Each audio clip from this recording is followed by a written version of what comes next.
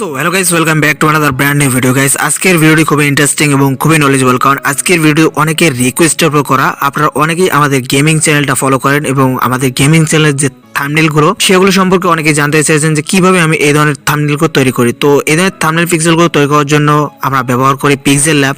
তো আজকের ভিডিওতে আমি Pixellab অ্যাপ্লিকেশনটি ব্যবহার করে আপনাদের দেখিয়ে দেবো এবং শেখাবো কিভাবে আপনারা ঠিক এই ধরনের থাম্বনেল পিক্সেলগুলো তৈরি করবেন।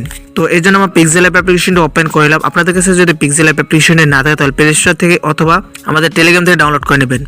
তো এরপর আমরা এখান থেকে টেক্সটে রিলেট করে দেবো। এরপর উপরে তিন ডটে ক্লিক করে ইমেজ সাইজে ক্লিক করব।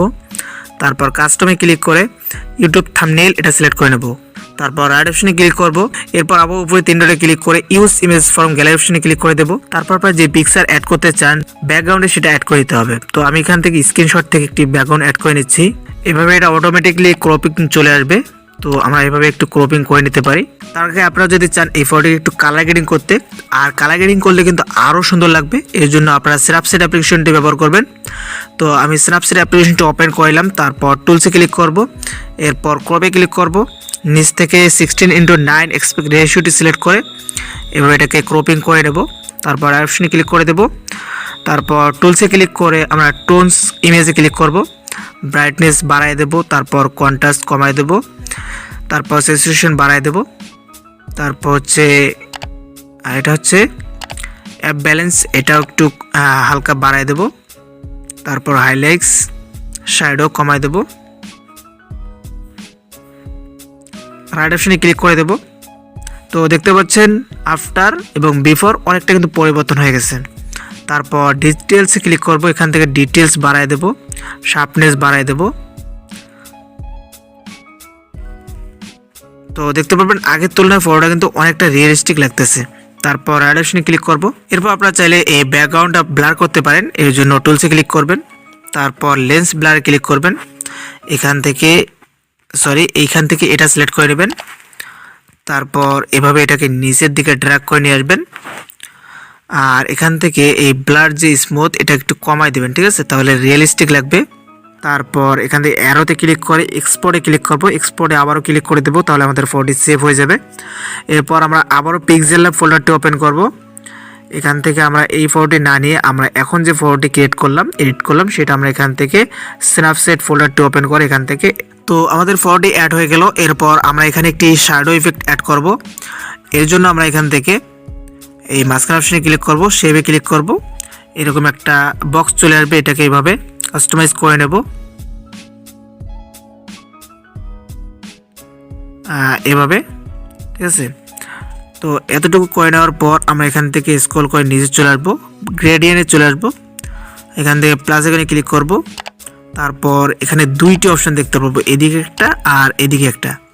তো আমরা এখান থেকে প্রথমে এটাতে ক্লিক করা থাকবে, তো এটাতে ক্লিক করে কালারে ক্লিক করব। তারপর ফুল ব্ল্যাকটা সিলেক্ট করে নেব। তারপর বাম পাশে স্কেলে ক্লিক করে কালারে ক্লিক করব। এরপর এখানে উপরে যেটাই থাকুক না কেন নিচের একদম স্কেলটি মাইনাস করে দেব। তারপর ওকে অপশনে ক্লিক করব, তাহলে এরকম একটা ইফেক্ট ক্রিয়েট হয়ে যাবে। তারপর ওকে অপশনে ক্লিক করে দেবো আবারও। তো দেখতে পাবেন নিচে কিন্তু একটা শ্যাডো ইফেক্ট ক্রিয়েট হয়ে যাবে।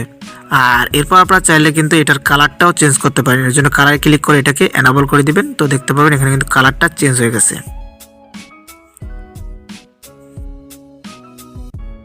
তারপর লেয়ারে ক্লিক করে আমরা এই লেয়ারটিকে লক করে রাখবো, যাতে টেক্সট অ্যাড করলে এটা নড়াচড়া করতে না পারে।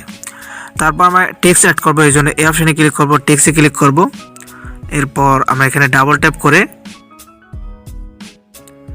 এখানে যেটা লিখতে চাই সেটা আমরা এখানে লিখবো। তো এতটুকু লিখে আমি অপশনে ক্লিক করে দেব। তারপর টেক্সটটিকে বড় করে দিচ্ছি। তারপর আমরা ফন্টটি চেঞ্জ করে দেব, এর জন্য ফন্টে চলে আসবো।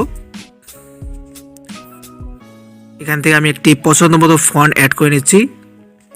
তারপর ওকে অপশনে আবারও ক্লিক করে দিলাম। তারপর টেক্সটটিকে আমরা একটু বড় করে দিলাম। এরপর আমরা এখান থেকে স্ট্রোক এনাবল করে দেব আর স্ট্রোকটা বাড়ায় দেব, মানে যতটুকু দিলে আপনাদের ভালো লাগবে ততটুকু আপনারা দিবেন। তারপর রাইট অপশনে ক্লিক করবেন। তারপর শ্যাডোটাও এনাবল করে দিবেন। আর কালারে ক্লিক করে আমরা এখান থেকে গ্রেডিয়েন্ট একটা কালার চুজ করব। তো আমরা গ্রেডিয়েন্টে চলে আসবো। এরপর প্লাসের এখানে ক্লিক করব। তারপর নিচে আরও একটা প্লাজের আইকন দেখতে পাবো, এখানে প্লাজের আইকনে ক্লিক করে দেবো। তাহলে এরকম 3টা স্কেল চলে আসবে। এবার তো নিচের যে স্কেলটি থাকবে এখানে ক্লিক করে এটা ফুল ব্ল্যাক করে দেব, আর উপরের 2টা হোয়াইট করে দেব এভাবে। তারপর রাইট অপশনে ক্লিক করব। তো এরকম একটা লুক চলে আসবে। এরপর আমরা এখান থেকে ইন্টার শ্যাডো এখানে ক্লিক করব, এটাকে এনেবল করব। এখান থেকে এই কালারটি সিলেক্ট করে নেব। তো দেখতে পাবেন আমাদের টেক্সটে কিন্তু একটা অন্যরকম ইফেক্ট চলে আসবে। এরপর আপনারা চাইলে যে কোনো পিএনজি অ্যাড করতে পারেন, যেমন ধরুন আমরা এই বাস সিমুলেটর ইন্দোনেশিয়া গেমের একটা পিএনজি অ্যাড করে নিচ্ছি। পিএনজিটি অ্যাড করে নেওয়ার পর আমরা এটাকে যে কোনো কর্নারে এভাবে অ্যাড করে দেব, অথবা আপনারা চাইলে আপনাদের চ্যানেলের লোগো অ্যাড করতে পারেন। তো আমাদের থাম্বনেল কিন্তু ক্রিয়েট হয়ে গেছে। তারপর এটাকে সেভ করার জন্য আমরা শেয়ার বাটনে ক্লিক করব, কাস্টমে ক্লিক করে আলট্রা এইচডি করে সেভ করে নেব, তাহলে আমাদের কোয়ালিটিটা হাই থাকবে। তো গাইস এই ছিল আজকের ভিডিওটি কেমন লাগলো অবশ্যই কমেন্টে জানাবেন। আর এখনো যদি ভিডিওতে লাইক না করে থাকেন লাইক করবেন, চ্যানেল নতুন হলে সাবস্ক্রাইব করবেন। তো কথা হবে নেক্সট কোন ভিডিওতে, সে পর্যন্ত ভালো থাকবেন, সুস্থ থাকবেন, আল্লাহ হাফেজ।